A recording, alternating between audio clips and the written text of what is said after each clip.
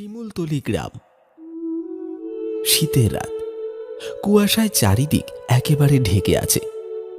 এমনিতেই অন্ধকার রাত, তার মধ্যে এই ঘন কুয়াশা যেন অন্ধকারকে আরো দ্বিগুণ বাড়িয়ে দিয়েছে।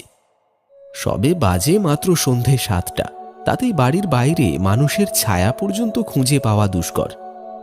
এই গ্রামের ছোট বড় সব দোকানগুলো বন্ধ হলেও হরিশ কাকার চায়ের দোকান রাত 12টার আগে কখনোই বন্ধ হয় না।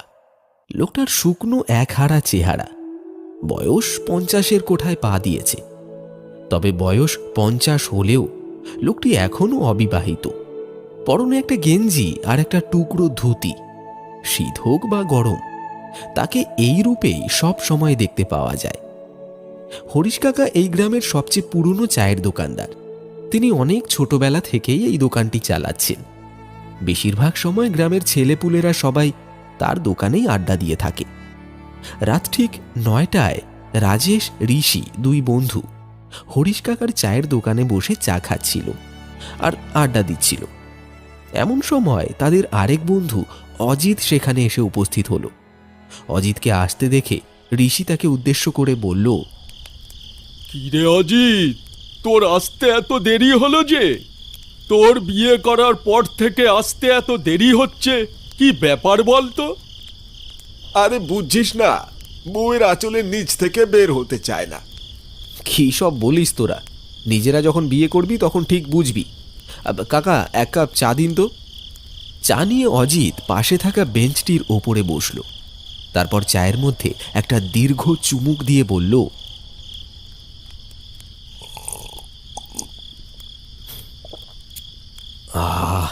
হরিশ কাকা, চাটা কিন্তু বেশ বানিয়েছো। হরিশ কাকার চা বরাবরই খুব ভালো হয়, সেটা সবাই জানে। তুই কথা ঘোরাচ্ছিস কেন সেটা বল। তুই বউকে বেশি ভয় পাস নাকি ভূতকে? বউকে তো ভয় পাই না, বাকি থাকলো ভূত। সেটাকে তো কোনোদিন চোখেই দেখিনি, শুধু গল্প আর কাহিনীতেই শুনেছি। তা বেশ বলেছিস অজিত, আসলেই আমরা তো কেউই কখনো ভূত দেখিনি, তাহলে ভূতের কথা শুনলেই এত ভয় লাগে কেন? হ্যাঁ, ঠিক বলেছিস। আচ্ছা হরিশ কাকা, আপনি কি কখনো ভূত দেখেছেন? বিয়ে কেন করেননি সেটা জিজ্ঞাসা করলে তো আপনি কিছুই বলেন না, কিন্তু ভূত দেখলে সেটা অবশ্যই আপনাকে বলতে হবে। হ্যাঁ কাকা, শোনান না একটা ভূতের গল্প। ঠিক আছে, তোমরা যখন এত করে বলছো তাহলে আজ তোমাদের একটা ভূতের গল্প শোনাবো আর ভূত দেখাবো। আমার যখন 10-12 বছর বয়স, তখন আমার বাবা মা দুজনেই একটি সড়ক দুর্ঘটনায় মারা যায়। আপন বলতে আমার এই পৃথিবীতে কেউ ছিল না। প্রথমে লোকেদের বাসায় চেয়ে চেয়ে খাবার খেতাম। কেউ খাবার দেয়, আবার কেউ দূর দূর করে তাড়িয়ে দেয়। তারপর ভাবলাম কাজ করব, কিন্তু ছোট বলে কেউ কাজ দিত না। বাবার দেওয়া ছোট্ট একটা বাড়ি ছাড়া আমার আর কিছুই ছিল না। এরপর আজ আমি যেখানে দাঁড়িয়ে আছি সেখানে একটা টেবিল আর একটা টুল নিয়ে চা বিক্রি করতে লাগলাম। সাথে স্কুলের পড়াশোনাও চালিয়ে যেতে লাগলাম। সকালে চা বিক্রি করে স্কুলে যেতাম, আবার স্কুল শেষ করে দোকানে বসতাম। অত্যন্ত অসহায় মানুষগুলো যে নিজের চেষ্টায় কিছু করতে পারে, সেটা এই নিষ্ঠুর সমাজকে আমি দেখিয়ে দিতে চেয়েছিলাম। আমি যখন 8ম শ্রেণী থেকে 9ম শ্রেণীতে সবে মাত্র উঠেছি, তখন নীরু নামে একটি মেয়ের সাথে আমার পরিচয় হয়। পরিচয় বললে ভুল হবে, মেয়েটি আমার সাথে একই স্কুলে পড়তো। আমি সেদিনের আগে মেয়েটির দিকে হয়তো কখনো খেয়াল করে দেখিনি। নীরুও আমার মতন অত্যন্ত অসহায় ছিল। তার মামাই তাকে ছোট থেকে বড় করেছে। সেদিন মেয়েটি আমার দোকানের সামনে দাঁড়িয়ে আমাকে একটা ডাক দিল। এই যে শুনছো? তার দিকে চোখ পড়তেই আমার বুকের ভেতরের মেশিনটা যেন হাই স্পিডে ঘুরতে লাগলো। তার ঘন কালো চুলগুলো মুখের ওপর দুলছিল, আর তার ভ্রুর মাঝখানের টিপ যেন তার সৌন্দর্যকে আরো বাড়িয়ে দিয়েছিল। আমাকে ডাকছিলে? হ্যাঁ, বলছিলাম স্কুলে যাবে না, চলো দুজনে একসাথে যাই। আমি যেন এমন একটা প্রস্তাবের জন্য প্রস্তুত ছিলাম না, তাই আমতা আমতা করে নীরুকে বললাম। হ্যাঁ হ্যাঁ, যাব, ঠিক আছে, চলো যাই। এতটাই অবাক হয়েছিলাম যে দোকান খোলা রেখেই নীরুর সাথে সেদিন স্কুলে চলে যাই। এরপর থেকে নীরু প্রতিদিন সকালে আমার চায়ের দোকানে আসতো। দোকানে বসে এক কাপ চা খেয়ে তারপরে আমাকে সঙ্গে নিয়ে স্কুলে যেত। ধীরে ধীরে আমাদের মধ্যে একটা প্রেমের সম্পর্ক তৈরি হয়। আমি নীরুকে যতটা না ভালোবাসতাম, নীরু আমাকে তার চেয়ে অনেক বেশি ভালোবাসতো। জানো তো হরিশ, তোমার হাতের চায়ে জাদু আছে। তুমি এই গেঞ্জি আর ধুতি পরে যখন চা তৈরি করো, তখন তোমাকে দেখতে না দারুণ মিষ্টি লাগে। সব সময় এরকমই থেকো। আমাদের দিনগুলো বেশ ভালোই কাটছিল। স্কুল শেষ করে আমি কলকাতা বিশ্ববিদ্যালয়ে চান্স পাই। ভালো একটা চাকুরির আশায় চলে গেলাম কলকাতায়। নীরুও দ্বিমত করেনি, সেও চেয়েছিল আমি ভালো একটা চাকুরি করে তারপর তাকে বিয়ে করি। এখন যেরকম ফোন আছে, তখন তো আর ফোন ছিল না। আমরা মাঝে মধ্যেই চিঠি আদান প্রদান করতাম। পড়াশোনার চাপে 1 বছর গ্রামে আসতে পারিনি। 1 বছর পরে যখন বাড়িতে ফিরলাম, পথে আমার সাথে দেখা হয় রঘুর। রঘু আমার বাল্য বন্ধু, একসঙ্গেই পড়াশোনা করেছিলাম আমরা। রঘু আমাকে দেখেই বলল, আরে কিরে দোস্ত, কেমন আছিস? এই তো রে, ভালো। তারপর তোর কি খবর বল? আমি ভালো আছি। আচ্ছা দোস্ত, তুই কি নীরুর বিষয়ে কিছু শুনেছিস? আমি তো এখন নীরুর বাড়িই যাচ্ছি। 3 মাস থেকে অনেক চিঠি লিখেছি, কিন্তু সে চিঠির কোনো উত্তর দিচ্ছে না। আরে নীরুর তো বিয়ে হয়ে গেছে পাশের গ্রামের প্রধানের ওই পাগল ছেলেটার সাথে। আর কি কি বলছিস তুই? এই না না না, তুই ভুল কিছু শুনেছিস। আমি এক্ষুনি যাব নীরুর কাছে। আরে হরিশ, আমার কথা তো শোন। আরে দাঁড়া হরিশ, দাঁড়া, আমার কথাটা শোন। রঘুর কথা শুনে আমার মাথায় যেন আকাশ ভেঙে পড়ল। আমার নিঃশ্বাস যেন বন্ধ হয়ে আসছিল। গ্রামের রাস্তা সন্ধে হয়ে এসেছে, আশেপাশে কোনো গাড়ি ঘোড়াও নেই। আমি পাগলের মতন দিশেহারা হয়ে নীরুর শ্বশুর বাড়ির দিকে ছুটলাম। আর বারবার একটা কথাই ভাবছিলাম, নীরু আমার সাথে এটা করতে পারলো?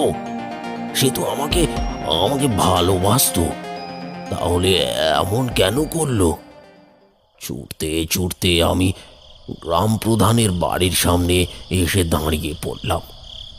দাঁড়িয়ে দাঁড়িয়ে ভাবতে লাগলাম, আমার কি ভেতরে যাওয়াটা ঠিক হবে? না, ওর তো বিয়ে হয়েছে। এখন যদি আমার কারণে আবার শ্বশুর বাড়িতে কোনো গন্ডগোল বাঁধে। অনেক ভেবে আমি সিদ্ধান্ত নেই ফিরে যাব। আর ঠিক সেই সময় আমি দেখি গ্রাম প্রধানের বাড়ির দরজাটি আপনা আপনি খুলে গেল, আর বাড়ির ভেতর থেকে ভেসে আসছিল একটা অতি পরিচিত কণ্ঠের আর্তনাদ। হরিশ, হরিশ, তুমি কোথায়? আমি তখন বাড়ির ভেতরে যাওয়া থেকে নিজেকে আর আটকে রাখতে পারলাম না। আমি ভেতরে প্রবেশ করতেই সবকিছু একদম নিস্তব্ধ হয়ে গেল। রাতের আধারে সব কিছু অন্ধকারাচ্ছন্ন। বাড়িতে কোনো আলো নেই, কোনো আওয়াজও নেই। আমার পায়ের আওয়াজটাই যেন বারবার আমার কানে এসে বাজছিল। আমি নীরুর নাম ধরে চিৎকার করতে লাগলাম।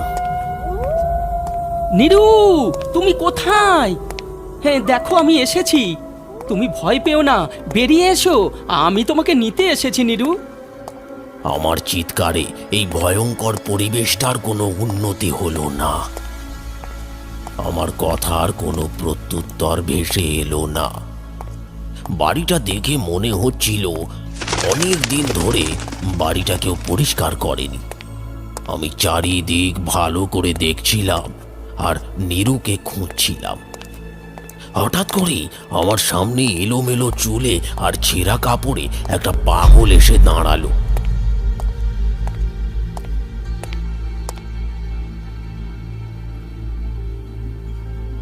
তারপর সে বলল, চলে যা, চলে যা, চলে যা এখান থেকে চলে যা, নইলে তুইও বাঁচতে পারবি না, তুইও বাঁচতে পারবি না।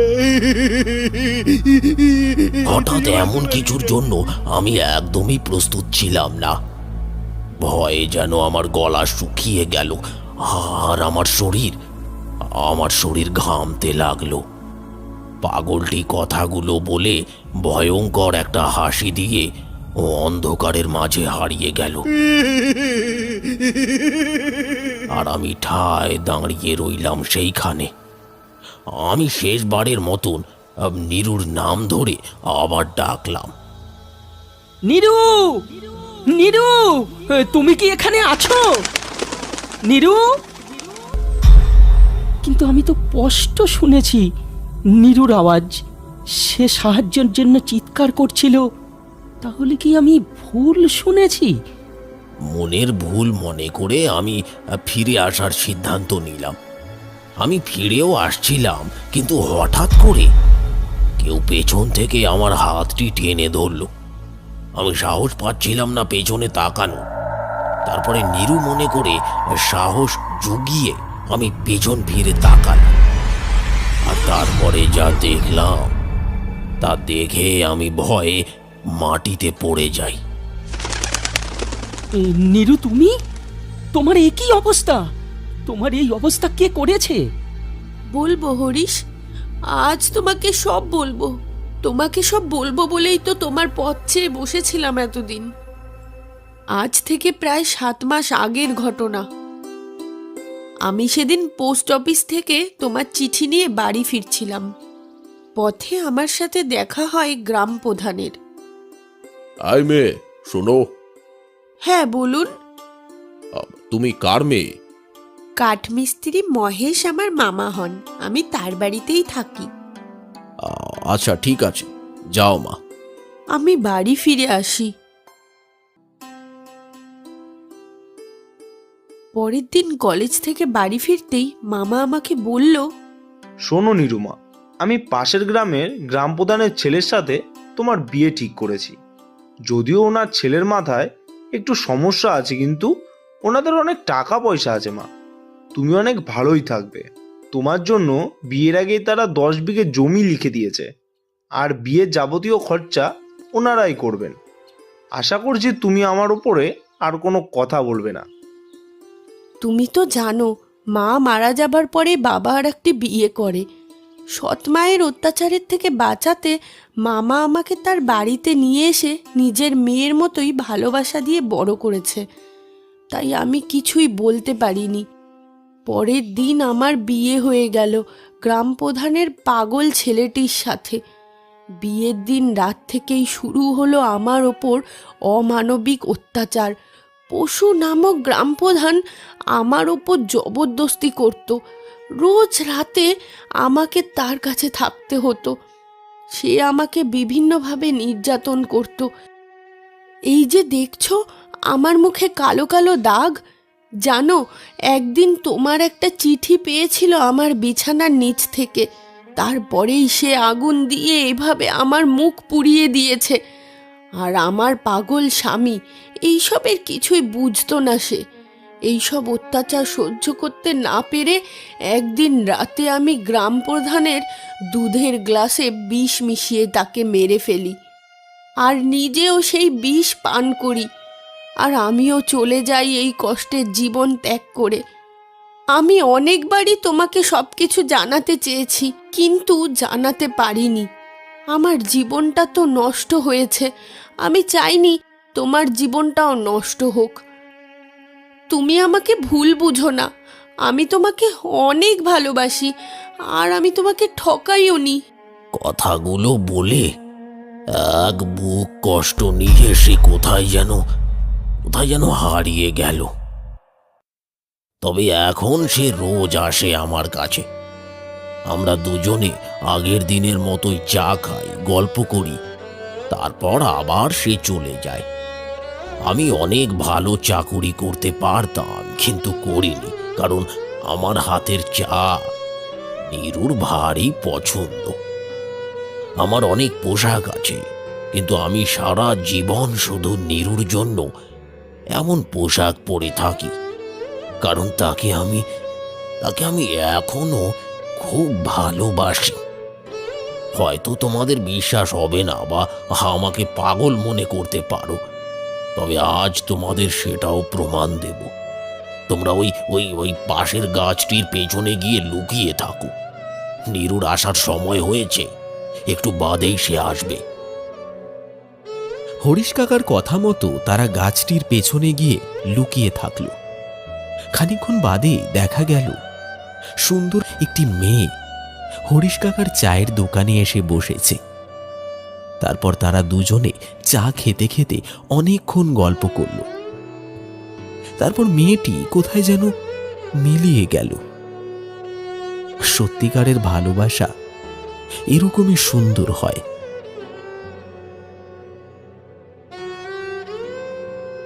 মাটি মাটি